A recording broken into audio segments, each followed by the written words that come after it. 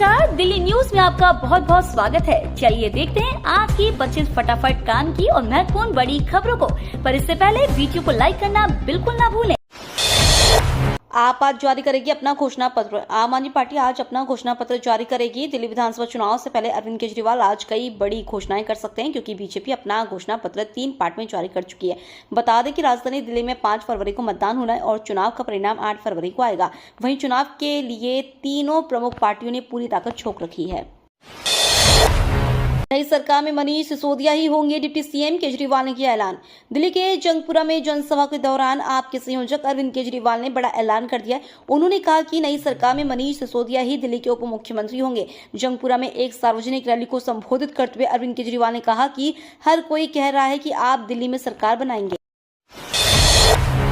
कांग्रेस का बड़ा ऐलान, बोले दिल्ली में सरकार बनने पर बौद्ध स्थलों की मुफ्त तीर्थ यात्रा कराएंगे।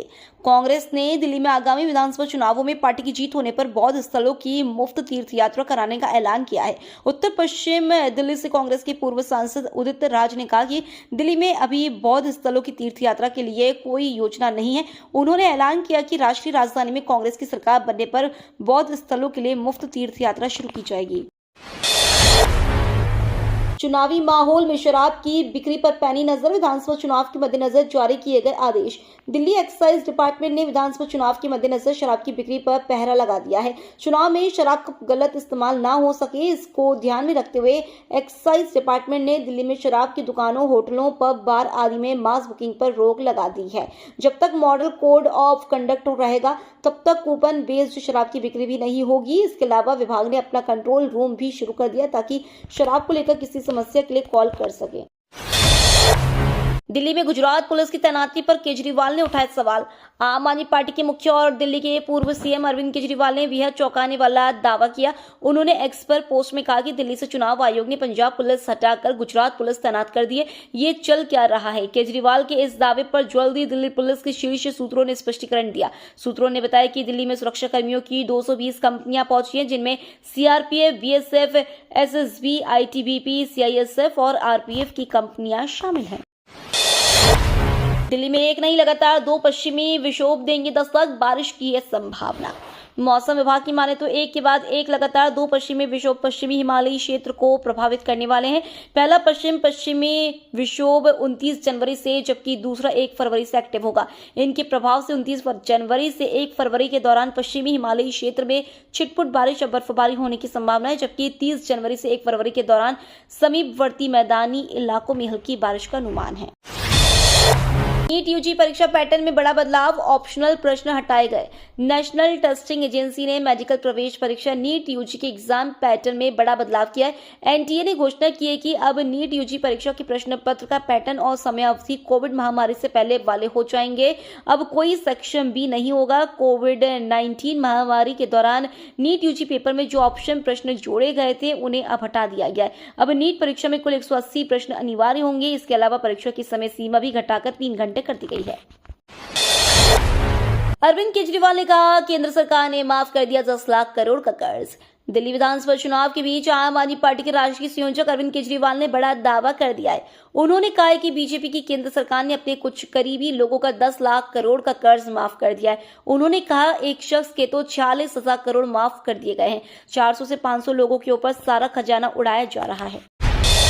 दिल्ली हाईकोर्ट ने एलजी सहित कई अन्य को भेजा नोटिस, गुरुद्वारा चुनाव सुधारों पर लिया संज्ञान।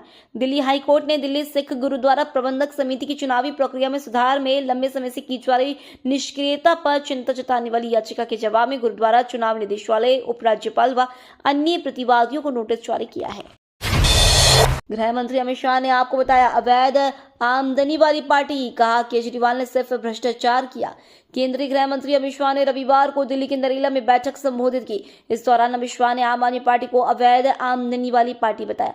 गृह मंत्री अमित शाह ने आरोप लगाया कि पार्टी ने वोट पाने के लिए झूठ फैलाया और अपने 10 साल के दौरान अरविंद केजरीवाल ने भ्रष्टाचार करने के अलावा कुछ नहीं किया गया है। प्रयागराज पहुंचे सपा सुप्रीमो अखिलेश यादव ने संगम में लगाई डुबकी। समाजवादी पार्टी के मुखिया अखिलेश यादव प्रयागराज के महाकुंभ मेले में पहुंचे और संगम में स्नान किया। अखिलेश का स्नान करते हुए वीडियो भी सामने आया है। स्नान के बाद वह नेताजी की प्रतिमा पर पुष्प अर्पित करेंगे। बता दें कि महाकुंभ में स्नान के लिए करोड़ों लोगों की संख्या में श्रद्धालु पहुंच चुके हैं और ये सिलसिला लगातार जारी है। दिल्ली की झांकी में विज्ञान और रोबोटिक्स की झलक। गणतंत्र दिवस परेड में दिल्ली की झांकी ने राजधानी की शैक्षणिक, सांस्कृतिक और तकनीकी एक्सीलेंस को दिखाया है। शिक्षा, अनुसंधान और रोबोटिक्स के क्षेत्रों में दिल्ली की अग्रणी भूमिका को दर्शाया गया। झांकी में उच्च शिक्षा, विज्ञान, रोबोटिक्स, कला और संस्कृति के क्षेत्र में दिल्ली के छात्रों की उपलब्धियों को प्रमुखता से दिखाया गया है। जनहित के काम में टैक्स, अरविंद केजरीवाल का केंद्र पर हमला। दिल्ली के पूर्व मुख्यमंत्री अरविंद केजरीवाल ने केंद्र सरकार पर टैक्स नीति को लेकर तीखा हमला बोला है। उन्होंने कहा कि जनता पर टैक्स का भारी बोझ है और गरीब से गरीब व्यक्ति भी टैक्स देता है। केजरीवाल ने मांग की कि टैक्स का पैसा जनता के कल्याण पर खर्च किया जाए। कैलेंडर में रखकर 500 रुपए बांट रही आप, बीजेपी का बड़ा आरोप। नई दिल्ली विधानसभा सीट से बीजेपी उम्मीदवार प्रवेश वर्मा ने कहा, आपके लोग स्लम इलाकों में कैलेंडर में 500 रुपए के नोट रखकर पैसे बांट रहे हैं। पुलिस ने उन्हें पकड़ लिया और गिरफ्तार कर लिया। ऐसे हजारों लोग काम पर आम आदमी पार्टी द्वारा लगाए गए हैं। यह अरविंद केजरीवाल का शर्मनाक कृत्य और उन्होंने राजनीति को इतने निचले स्तर पर पहुंचा दिया है। मैंने पुलिस और चुनाव आयोग से शिकायत की और मुझे उम्मीद है कि कार्रवाई की जाएगी। ममता कुलकर्णी को महामंडलेश्वर बनाने पर विवाद।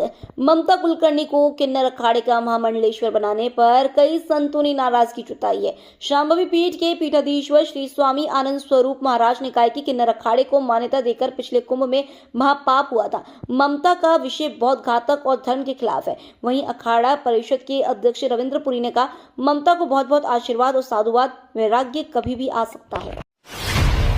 दिल्ली में ढहा कूड़े का पहाड़, मलबे में फंसे 2 बच्चों को किया रेस्क्यू। दिल्ली के बादली विधानसभा क्षेत्र में रविवार को भलसवा लैंडफिल का एक हिस्सा ढह गया, जिसके कारण मलबे में 2 बच्चे फंस गए थे। पुलिस ने जानकारी देते हुए बताया कि दिल्ली के भारी उत्तरी जिले में श्रद्धानंद कॉलोनी के पास लैंडफिल का एक छोटा हिस्सा ढह गया, जिसके मलबे में फंसे बच्चों को तुरंत बचाया गया। बता दें कि यह घटना सुबह करीब 11:30 बजे हुई है। लैंडफिल का एक हिस्सा पास में लोगों के घर के पास गिरा था। इस घटना के बाद दिल्ली कांग्रेस अध्यक्ष देवेंद्र यादव ने अन्य नेताओं का साथ वहां का दौरा किया और इसके लिए अरविंद केजरीवाल को जिम्मेदार ठहराया है। पुलिस पर सवाल उठाने से गुजरात सरकार ने दिया केजरीवाल को जवाब। आम आदमी पार्टी के राष्ट्रीय संयोजक अरविंद केजरीवाल ने गुजरात पुलिस के एक आदेश का हवाला देते हुए आरोप लगाया था कि दिल्ली में चुनाव आयोग ने पंजाब पुलिस को हटाकर गुजरात पुलिस तैनात कर दी है। उन्होंने सोशल मीडिया प्लेटफॉर्म एक्स पर इस मुद्दे पर सवाल उठाए थे। अब उनके इस दावे पर गुजरात के गृह मंत्री हर्ष संघवी ने पलटवार किया और कहा कि अब पता चला लोग आपको झांसेबाज क्यों कहते हैं। दिल्ली पुलिस ने धारा 47 और 48 के तहत 1130 बदमाशों को किया तड़ीपार। राजधानी को सुरक्षित बनाने के लिए दिल्ली पुलिस कई मोर्चों पर काम कर रही है। स्ट्रीट क्राइम से लेकर संगठित अपराध पर लगाम लगाने के लिए पिछले साल 1130 बदमाशों को तड़ीपार किया गया। 10 साल के दौरान यह सबसे बड़ी संख्या है। साउथ वेस्ट जिला टॉप पर रहा, जिसने 163 बदमाशों को दिल्ली आउट किया। सबसे शांत नई दिल्ली जिले में सबसे कम 8 पर एक्शन लिया गया। पुलिस अफसरों ने बताया कि तड़ीपार किए जाने वालों में महिलाएं भी हैं, जो काफी समय से ऑर्गेनाइज्ड क्राइम से जुड़ी थी। दिल्ली में सोशल मीडिया पर चुनावी वार पलटवार, कांग्रेस पहुंची चुनाव आयोग। दिल्ली विधानसभा चुनाव के लिए प्रचार केवल जमीन पर ही नहीं बल्कि सोशल मीडिया के जरिए भी किया जा रहा है। आरोप प्रत्यारोप के नए नए तरीकों और पोस्टर्स के जरिए पार्टियां एक दूसरे पर हमला कर रही है।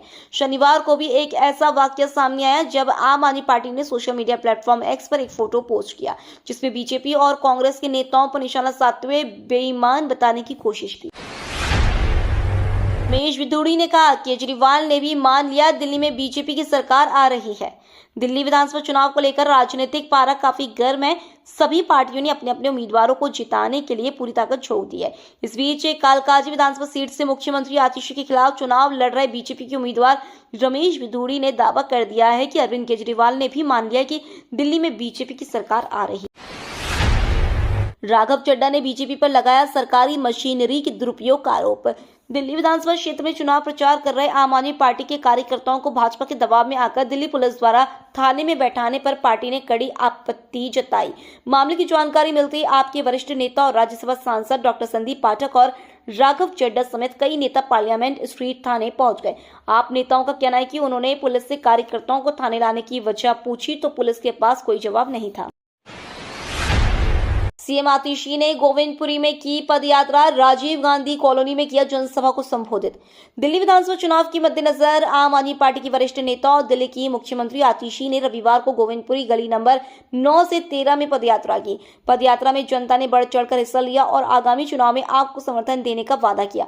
साथ ही Rajiv Gandhi colony B block में आयोजित नुक्कड़ सभा में भी लोगों ने भारी संख्या में शिरकत की है। अरविंद केजरीवाल ने जनता के बीच भरी हुंकार, बीजेपी पर लगाया गाली देने का आरोप। दिल्ली विधानसभा चुनाव को लेकर हर दिन नई सियासी हलचल देखी जा रही है। दिल्ली में अरविंद केजरीवाल ने कई जनसभा को संबोधित किया। नरेला से उम्मीदवार शरद चौहान के लिए प्रचार प्रसार के दौरान जनता को पिछले 10 साल में अपने किए हुए कामों को गिनाया।